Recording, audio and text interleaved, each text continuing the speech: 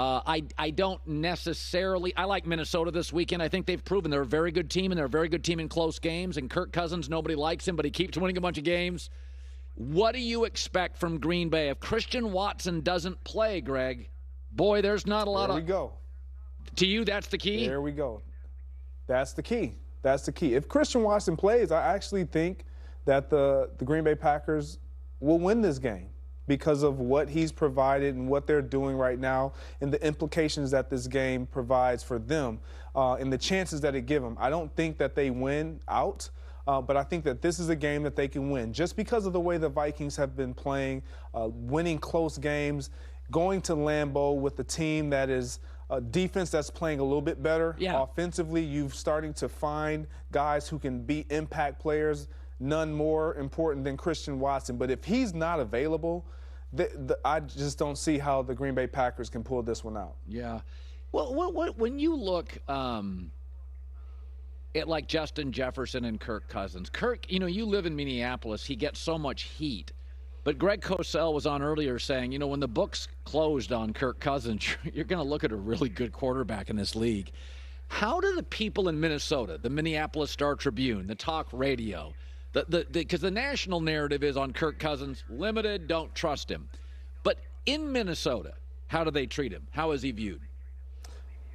Oh, he's loved in Minnesota, but also you got to think about this league and what we see going on across the league. These young quarterbacks that just look the part and play the part, and they just have a little bit more splash than what Kirk Cousins has. And so obviously there's always comparison of, well, he's not Joe Burrow, or he's not Justin Herbert, or he's not Patrick Mahomes, or he's not Aaron, all these different names.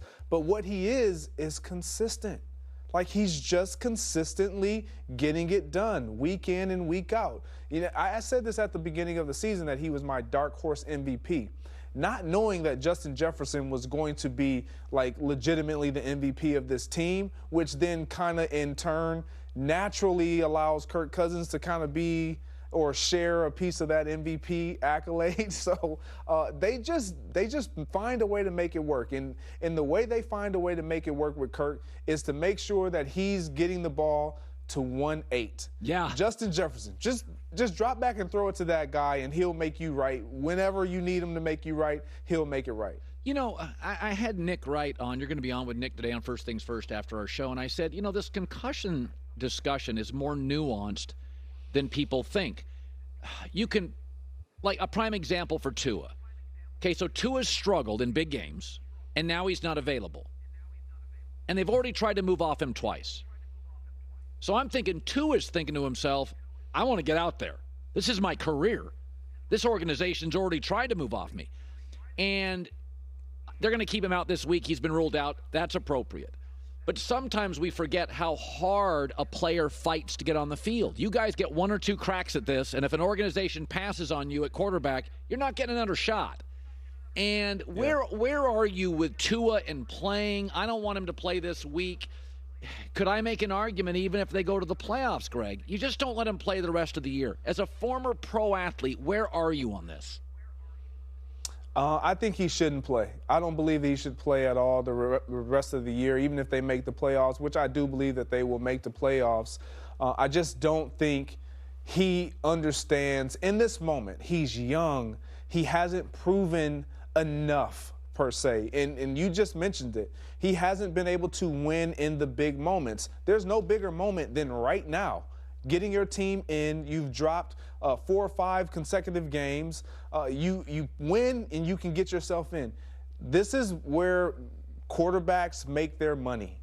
And Tua Tagovailoa has found ways to where, and again, I'm not saying because of his health, but it's been because of his injuries where we haven't been able to see him in some of the most important moments, or he has not performed in some of the most important moments in his young career. But understanding what concussions can do, you have to think beyond the game of football. And when you're young, you don't think about that. You think about, man, this team can move on from me. I haven't been in this situation. Everybody doubts me. I need to get back out there. I feel fine. And so you put yourself, because you're a competitor, you put yourself back out there on the field, or you want to push to get back out there on the field. And a lot of the times, it's probably not for the better.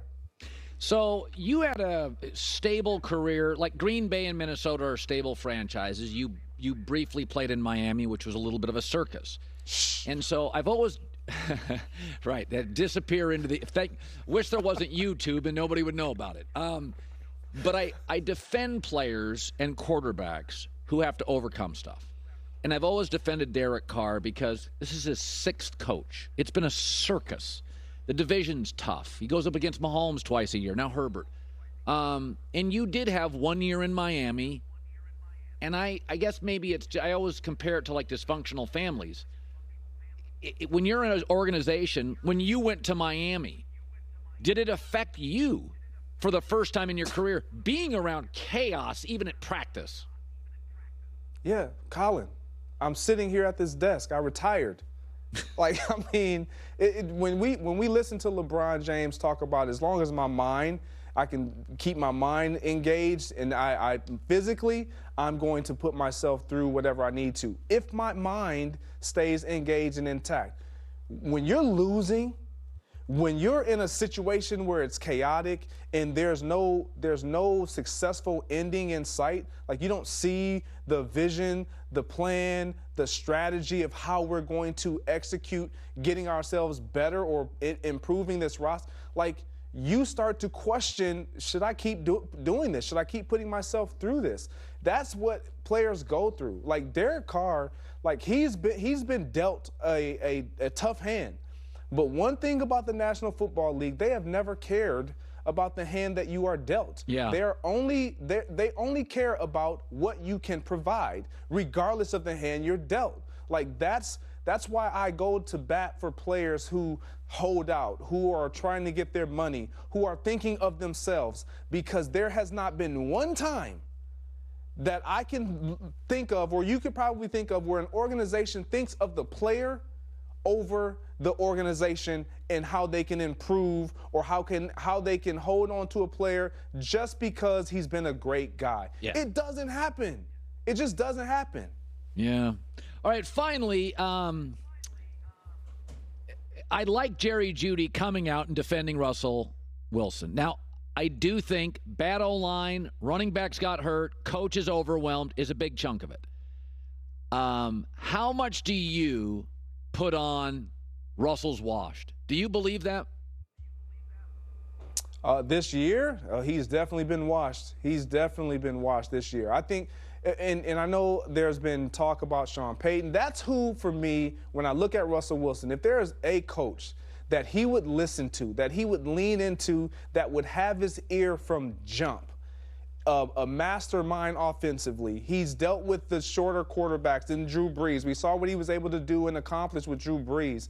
Like, Russell Wilson just needs a reset, a confidence reset. He looks like he lacks belief in his own ability. He talks it, but it doesn't look like he believes what is coming out of his mouth. And yes, I love the fact that Jerry Jeudy and others are standing up to support Russell Wilson. But when we turn on the tape and we see them play on Sunday and Russell Wilson is not performing, and we see the antics or the body language, if you will, of those guys who are standing wide open right in front of Russell Wilson, and he's not stepping into those throws and just making the simple look easy, then I'm sorry, man. It is what it is. Russell Wilson has struggled with the basics of fundamental football at the quarterback position.